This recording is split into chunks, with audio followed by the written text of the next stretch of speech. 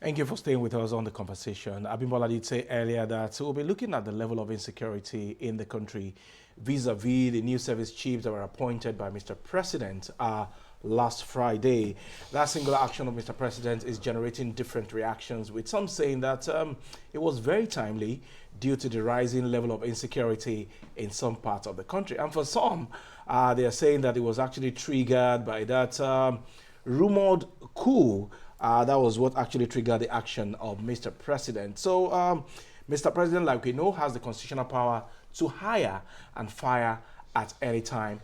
This morning on the show, we'll be looking at Nigeria's security and the change of service chiefs. And we have in the studio with us, Darlington Umoru, Chief Global Security Analyst. It's our pleasure to have you. It's my pleasure to be here. Why you have put that too? We know he's pregnant. No, yeah, it's our pleasure now. Okay. So my question this morning will be, why are people alarmed and reading meanings to the action taken by Mr. President last Friday? As the CNC, Commander-in-Chief of the Armed Forces, he has the right to hire and fire at any time, which was what he did last Friday. Atibibo. Sir. Yeah, the guest. We are the uncles. Me, I'm just an uncle. Okay, so you are the global security analyst here. So you have not even allowed me conclude why I mentioned the way you mentioned my name, I had to do self-defense. Well, I do not think I am the right person to talk for others why they should think the way their thoughts came. The Constitution, I think Section 4 of the 1999 Constitution as amended, guarantees freedom of speech, thoughts, association. And so everybody has a right to think the way they are thinking, except that your thoughts should not be injurious to other people.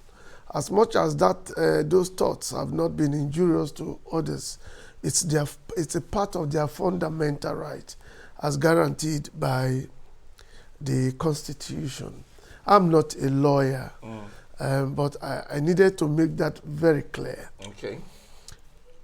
Back to the topic, it is normal for people to give interpretations to what had happened. It's not news. It's not news. Mr. President actually hired these persons. These were not the persons the set of service chiefs inherited from his predecessor's administration. And so what is the hula baloo for? He hired them. He has a reason for choosing them. He has a reason to want to work with them. He has a reason to have been working with them for the past 2 years. And it is within his prerogative to also fire them if he felt so convinced. And so he did so. And it's not also out of place for Nigerians to begin to give interpretations to the action of Mr. President.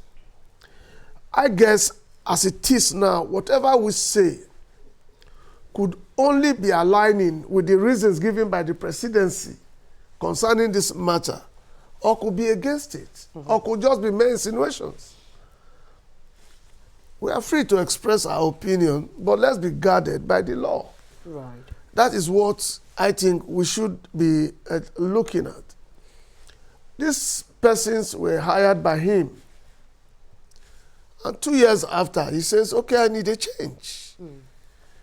2 years from now, Nigerians will also decide whether they still want Mr. President or not. Because they are his employer. The electorate are the ones who employed Mr. President. Not just electing him. Yeah. Because from your taxpayers' money, you pay him. And then you empowered him to manage the country for you for 4 years. After 4 years, the Constitution and the Electoral Act provides that he could be there for 2 tenures, max. So after 2 years, he will come back to beg you for your votes. And then you decide whether you still want him or not. Right. So nobody has a right to begin. Even when, if you vote him tomorrow, people will still talk. If you don't vote him, people will still talk. Right. So talking continues, just like we are talking here now, without a cup, without coffee in my glass. You didn't ask for one. Am I supposed to ask? Hi, Don't Chief. go there. Hi, Chief. Let's Yes, come ma'am. back to this conversation. I'm here for you. That's why you brought me here. Let's come back to this conversation. And then judging from what the president has said, let's look at, the reasons. And the president has said this is in furtherance of this administration's effort to strengthen the national security architecture. And if based on that and the individuals that are now occupying the positions, we know that, of course, General Olufemi Oluyede is now the Chief of Defense Staff. He was the Chief of Army Staff before now. So looking at his personality and the new role he'll be occupying, and then taking a look at where we are as a nation and the current security challenges that the nation is having, what are some of the reasons, what are some of the things that you expect for these new service chiefs to begin to prioritize? That's a big one. Exactly the point I wanted us to go to. What should be the expectations? We have had the last set. We have him again. He has been a part of that, the last process. He's joining the new beginning. It meant that there's something Mr. President had seen in him. You can't take that away from him. It also means that Mr. President had seen some things, or from the report he would have received from the other officers, there are things they would have buttressed. And if you go through the profile of all of them, you'll see how and where they had served. Some have been to UN peacekeeping mission. Some have been with ECOWAS outside Nigeria, and they all got results. Some have been to the theater here, and they've got results. So what is the problem here? If they had served at the point of UN, where you have military men, colleagues from other countries, West America, Africa, and they succeeded. So what is hampering their success in Nigeria? Why have they not been able to achieve? Severally, I was here the last time. And I made some comments. One, I did say that the president should look away from politicians. If you recall, I did say also that Mr. President should stop coming out to give marching orders all the time to these service chiefs. And that Nigerians were tired. Those were not what we want to see. We needed to get results.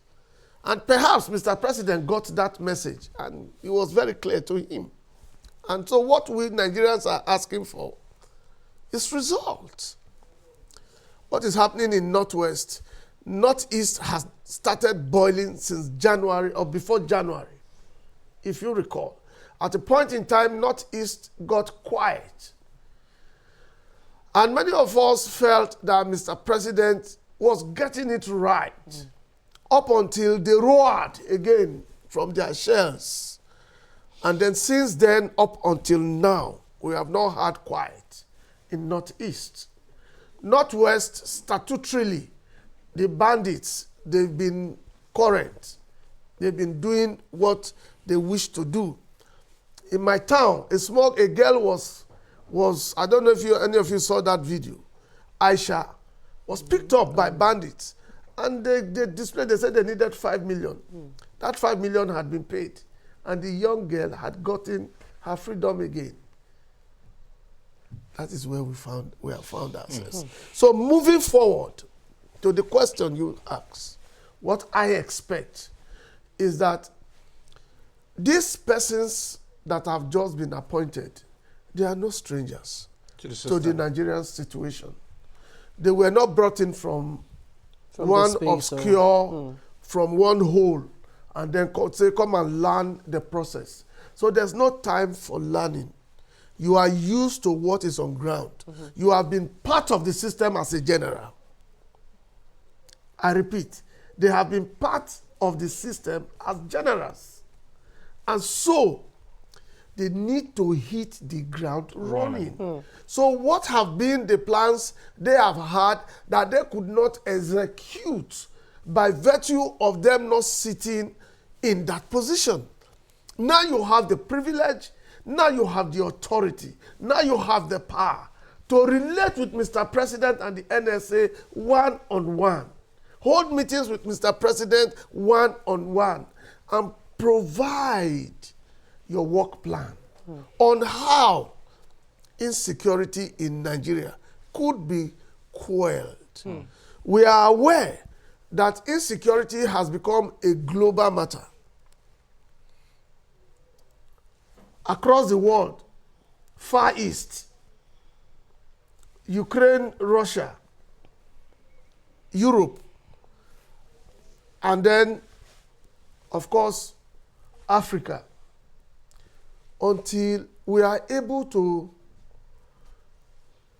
put down a work plan that could be scrutinized. And I want to tell Mr. President, these persons that have been asked, that have been retired, they have garnered some experiences over time. They should go back to the reserve team, where they could still be very useful. Right. The experiences they have garnered within these 2 years cannot be thrown into the garbage. We still need them. They must still come back to talk with those of them who are on those seats now. They should have access to making their contributions during security meetings, where they can still say, this is this, and this is that. I leave it at that for now. For now. Okay. Beyond the profile of the new service chiefs, and of course, you did say earlier that they've been part and parcel of the system. What kind of plans and approach should they adopt so that we can have a different result this time around? And of course, the welfare of the troops is also key, or will be key rather, to their success. Yes, I was not going to answer your first question for deliberate and obvious reasons. The first part of your question. Because when you expose those plans on television and the enemies are also watching, then you have done nothing. Rather, you have exposed what they want to use against them. Yeah, okay. So on television, there are things security consultants and experts should not talk about. Leave that as secret and let them use them against the enemies. Take them unaware. But when you educate them on what the state actors are working on, then it becomes a challenge. But talking about welfare, yes, we could discuss welfare. Welfare is very important. Twice now, we saw first the WAFCON women. They were shockingly rewarded. But you have soldiers at the theater. How much is their take-home pay? How much is their take-home pay? What is the welfare they enjoy? These are men. Maybe I'll take you to the theater one of these days. Maybe we'll go to Northeast. No. You need to. The reporters have to go there. Maybe when you go there, with you a bulletproof. see. Yes, of course, you get one. You got the helmet too and all that. You see, when you stay outside without a roof for upward of 3 months, then you come back and tell your story. 3 months, you're also moving. No roof over your head. No sleep. You can take a nap briefly when some will be on guard, and then you are awake to do the same for others. You would understand what these men are going through, men and women. What is the welfare package? When Mr. President first came, when he had a meeting, the first meeting he had with the service chiefs he inherited from his predecessor, one of the things he did talk about, which I also discussed here in this studio was that welfare was going to be improved upon. You recall? Right. And up until now, we have seen soldiers complain. We have seen soldiers do video from the theater at the theater to complain about welfare. At a time, we saw how they feed and what they were fed on when they cook, when they have the time to do so. How much are they insured? Short. Their families, those who had paid the supreme prices, how has their family been taken care of? It's part of welfare.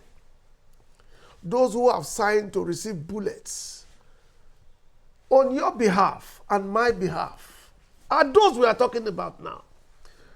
I just tickled you and said, you go with me, I'll lead you to the theater. And immediately you rejected it. But you forgot that those there putting on that uniform are just like you. Yeah. Some of them are not as hefty as you are. But they signed up for that. Yes. But we also have journalists who cover. True. who I think, cover, Madam, I wouldn't go to your part so that Ibeji, I will not offend them this morning. Otherwise, You say I should But you want to follow offend me? no, you're a man now. I'm not Bro. I mean, sometimes I understand, your anger here. Sometimes it's also good to see firsthand how officers, what they're going through. It's still in line with that conversation. This kind of change in guard or change in service chiefs, does it also elicit some kind of either positive or negative reactions from the men on the theater? Oh, yes. If it does, what are some of the things that we need to start looking at as a form of reaction? Not just men at the theater now, Auntie Bimbo. Many generals are going back home. Many generals are going Yes. back home. Many generals have been forcefully retired. Right. With their experience. With all of their experiences. They are going back home.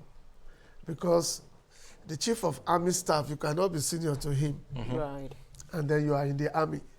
The chief of air staff, you cannot be senior to him and you still remain in the Air Force.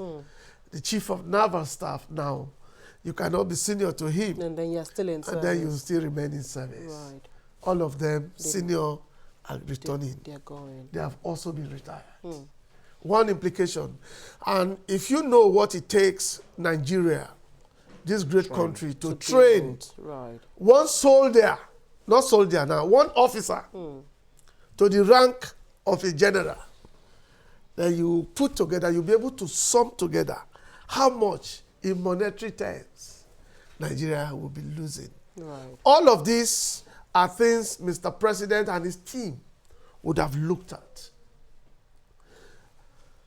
I'm not too sure about that of the NSA, Okay. but I've seen rumors and all of that, and I don't dwell in that. in that. We want to see whether that office will also be affected. And let's have a team that will work together that can be proactive when there's intel reports. Okay. There's no way you can be proactive when you don't act on intel Right. submitted by an institution responsible for that, because they all work. Remember, Mr. President talked about the clearinghouse. I don't know how many of you remember that. The clearinghouse, where every of them, Right. agency, brings to table what they are supposed to do, and then it's handed over to another. I give you an instance. The DSS scopes for news, not for security, information. not news, sorry. Right. Okay? And they get that information, and then they tender it. The next agency that is expected to work with it takes over. For instance, you remember when we had the issue of a northern African, is it Northern Africa or African, a North African, who was coming to hit Abuja. Yes. a couple of years back. Yes, the DSS gave The that DSS information. gave the information. They were proactive. They gave the profiling, right? They gave the name of the man, the number of international passports he was carrying, the vehicle he was moving with, the number plates he was coming with, where he was to stop to pick 1 or 2 persons before entering the country. And then that information was handed over to another agency that was meant to take care of persons, individuals now, not goods and all that, which was the immigration. Right. Say, okay, take over, monitor him up until when another agency will pick him up. But at that point, the information got leaked to the press, the fourth realm, and you guys blew it. That is not our job to blow information. But you see, it's not every information you should blow. But that means For that security reasons. For security reasons, just like I'm here now, there are questions you will ask me, and I will tell you that I cannot let them out. Shouldn't that also be the angle where security agencies also should know what, you've said it this morning, I can't answer certain questions because part of my training is to keep certain information. So if there was a leak of delicate or sensitive information, who then should we blame? We should blame both the agency and the journalist who blew it, because it was topmost security matter. Information. Do you understand? You rush to press because you want to be the first to break the news. But you do not also imagine the implication of that breaking of that news to the rest of us. Now, that man didn't come into Nigeria again because apparently he got the news that the security agencies were waiting for him. Right. And that ended there. So the implication is that we do not know what his next plan could be. Right. Now, I'm using this as an instance to buttress what happens at the clearinghouse or the way issues that are not for you, they are handed over to the next agency that are meant to carry it, particularly when it has to do with the non-state actors. Right. Okay. So inter-agency collaboration is very key for this new service chief to be successful. Very, very key. But again, let's not take the fact away from those of them who were removed. They had also achieved to some extent. If you want to measure it, go look at the years when they first started and up until when they were removed. Do check on the data. How many persons were killed? How many times we had bombings from the northeast, from northwest, and from north central, and then from the western part, the southern part of the country also. And then juxtapose that on what it used to be. So again, that they were removed, it does not say that they were a complete failure. Right. To some extent, they also tried their best and achieved. But the question I often would ask is that these same persons, when you take them off the shore of Nigeria, they succeed and they come back with medals. Right. So we Awards. need to look inward as well. So when they are working here, what is the problem? Are the politicians our problem? Is it those who give them the orders that are the problems? Or are these soldiers and officers the problem? So in all of this, I find it difficult. When I need to look at what happens when these same men are taken off our shores and when they walk on our shores under strict. Okay, when I chief, keeps quiet like this, is getting emotional about certain situations. So we'll have to leave this conversation here this morning. Thank you so much, High Chief Darlington Omoro, for always finding time to be with us on the program. And we appreciate the fact that oftentimes when we talk like this, it feels also like the presidency also have a feedback and they hear some of these things. Thank you so much for all that you do.